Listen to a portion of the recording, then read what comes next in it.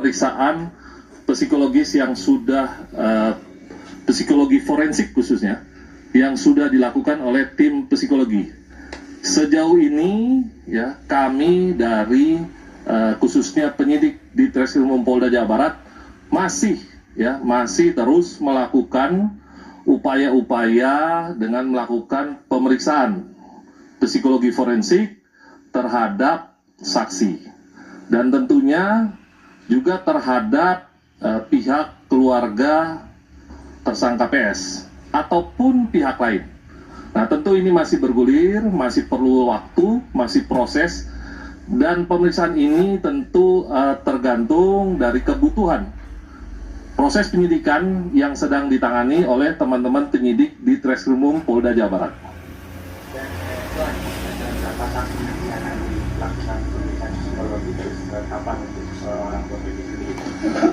Tentu pemeriksaan psikologi forensik akan berkembang, ya, tergantung dari kebutuhan. Apakah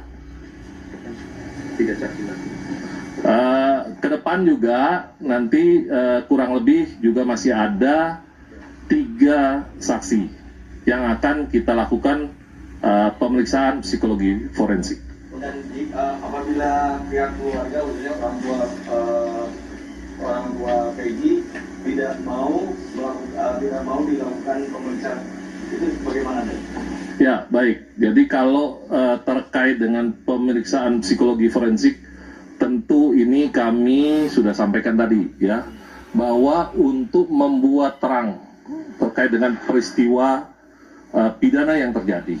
Nah, ini tentu untuk proses pembuktian dari penyidikan yang sedang dilakukan oleh teman-teman penyidik di Treskrimum Polda Jawa Barat.